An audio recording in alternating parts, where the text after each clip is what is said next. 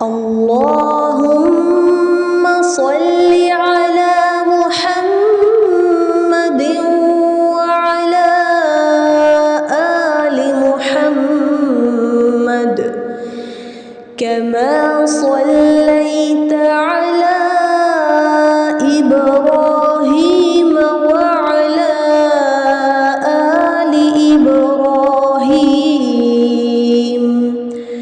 إنك حميد مجيد.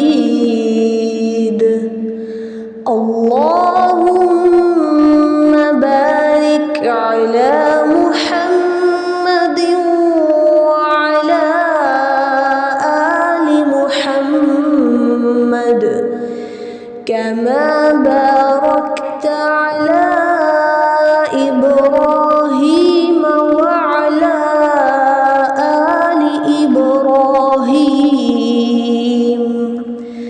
إنك حميد مجيد.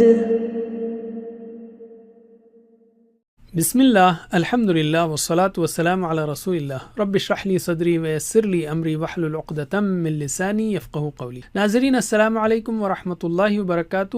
سیرت النبی صلی اللہ علیہ وسلم انگلیوں پر اہم واقعات کو یاد رکھیے آسان طریقے سے 5 منٹ سیریز میں. سبق نمبر 10 جس میں ہم 11واں سال لیں گے. یاد رکھیے 10واں سبق ہے لیکن سال 11 ہے. دائیں ہاتھ کو استعمال کریں گے ہم اس بار بھی لیکن تھوڑا سا نیچے رکھتے ہوئے تاکہ پہلے سالوں سے یہ مکس نہ ہو. اس سبق کے 3 حصے ہیں: دعوت جاری، قبول اسلام، 6 مدینہ والے. تو پہلا حصہ لیتے ہیں ہم دعوت جاری. اس وقت مکے کا ماحول سازگار نہ تھا لیکن رسول صلی اللہ علیہ وسلم نے طائف سے کسی اور جگہ جانے کے بجائے مکہ ہی لوٹنا پسند کیا جہاں آپ نے دین کی دعوت اور صحابہ کی تربیت کا کام جاری رکھا. شدید مخالفت کے باوجود آپ دین کی دعوت کا کوئی موقع ہاتھ سے جانے نہ دیتے.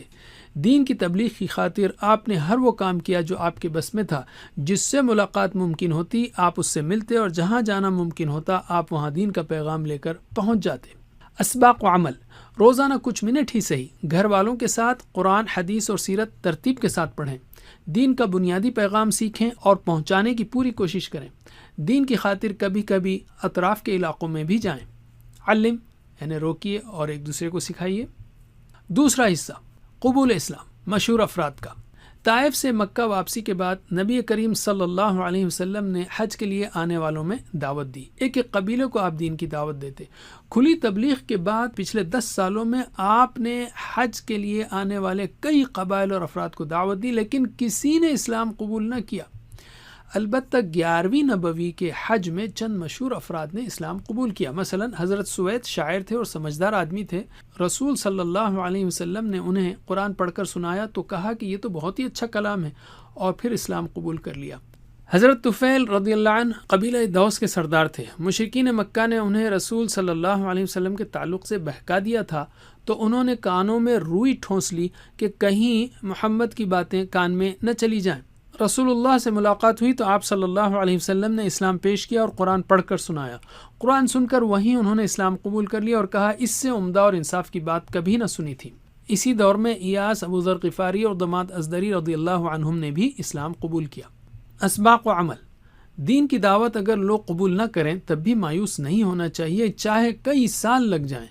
غور کیجئے کہ دین کی دعوت کے لیے آپ صلی اللہ علیہ وسلم نے بار بار قرآن کو پیش کیا ہے. قرآن میں اللہ تعالیٰ نے بڑی تاثیر رکھی ہے، اس کو سمجھ کر پڑھنے کی کوشش کریں. علم. تیسرا حصہ 6 مدینے والے. مشرکین کی مخالفت سے بچنے کے لیے رسول صلی اللہ علیہ وسلم رات کے وقت قبائل سے ملاقات کرتے. ایک رات رسول اللہ نے حضرت ابو بکر و علی رضی اللہ عنہما کے ساتھ مینا کی گھاٹی میں مدینے سے آئے ہوئے قبیلہ خزرج کے 6 لوگوں سے ملاقات کی اور انہیں اسلام کا پیغام سمجھایا. چونکہ یہ لوگ یہود کے ذریعے رسول اللہ کے بارے میں جان چکے تھے اس لیے انہوں نے فوراً اسلام قبول کر لیا اور اپنی قوم کو بھی اسلام کی دعوت دینے کا عزم ظاہر کیا. اس طرح اسلام کا پیغام مدینے تک پہنچا اور وہاں گھر گھر میں اسلام کا چرچا پھیل گیا. اسباق و عمل: دعوت دین کے لیے مختلف اوقات، طریقے، جگہیں وغیرہ اختیار کیجیے. مشکلات چاہیں کتنی ہی سخت کیوں نہ ہوں ان کے بعد آسانیاں ضرور ہوتی ہیں. مدینے کے ان 6 لوگوں کی طرح نیک کام کرنے میں جلدی کریں۔ علم۔ اب ہم لیتے ہیں قرآن۔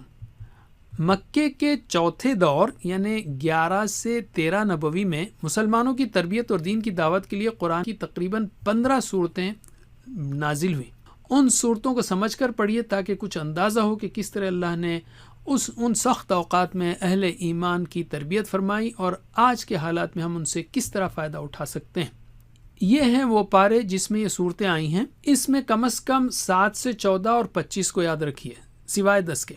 7 سے 14 اور 25 سوائے 10 کے۔ حدیث۔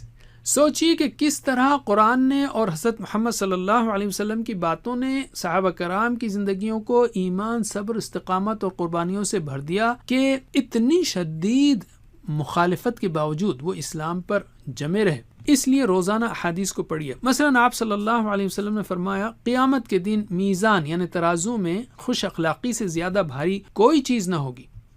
تو اعادہ کرتے ہیں ہم۔ نبوت کے 11ویں سال کے ہم نے 3 اہم موضوعات سیکھے۔ دائیں ہاتھ کے انگوٹھے پر ان کی پریکٹس کیجئے۔ دعوت جاری، قبول اسلام، مدینہ والے۔ دعوت اسلام 6۔ جزاکم اللہ خیر۔ السلام علیکم ورحمۃ اللہ وبرکاتہ۔